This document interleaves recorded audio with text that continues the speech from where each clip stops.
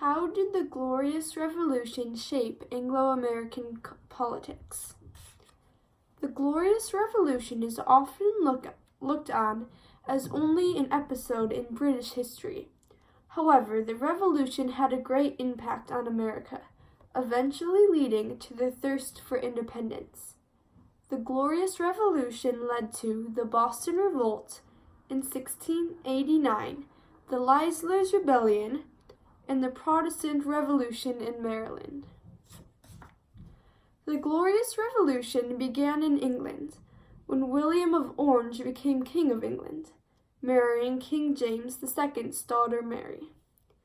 England was a Catholic nation under James II, and he was very unpopular among the Protestant citizens. When his son was born, people were afraid that Catholics would continue to rule in England.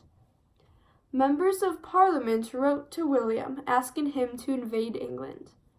William invaded on November 5th, Guy Fawkes Day, to remind the country of their coming conversion to Protestantism.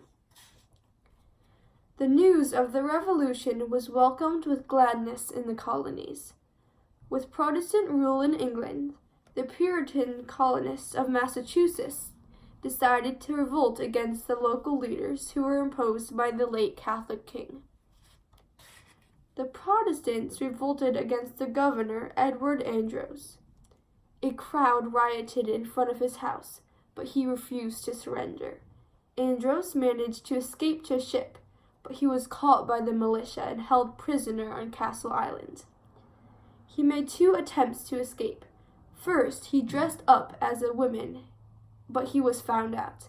Then he got the guards drunk and escaped to Rhode Island, though he was eventually captured again and sent to England, where the surprised king immediately pardoned him. When Massachusetts Bay imprisoned its Catholic governors, as Carla Prestana said, its foundations were shaken. Not only had questions about its legitimacy been raised, but the Dominion was also undermined by the elimination of its governor. The people of New York heard about the revolution and, like Boston, decided to overthrow their Catholic leaders. Jacob Leisler took charge and declared himself commander-in-chief. His first act was to gather an army and invade the French in Canada. Those who refused to join his force were put in prison. When King William heard of this, he sent soldiers to put an end to the revolt. Leisler was charged with treason and sentenced to death. First, he was hung to unconsciousness, then disemboweled, beheaded, and then his body was cut into quarters. However, to the colonists, Leisler was like a martyr. Peter Knight explains, despite the death of its prominent leader, Leisler's rebellion lived on in New York politics for decades to come. The British colony of Maryland was named after King Charles I's wife.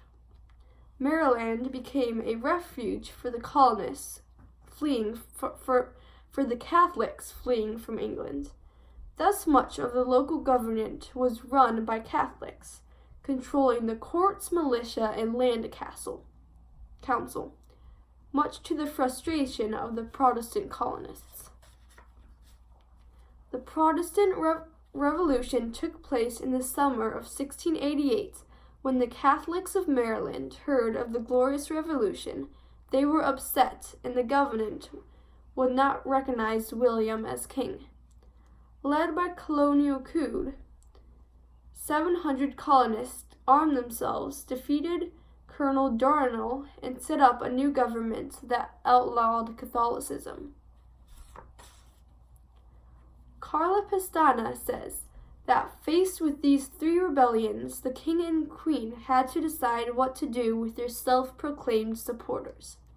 The 3 colonies had to face the consequences of their own rebellions, though New York was punished the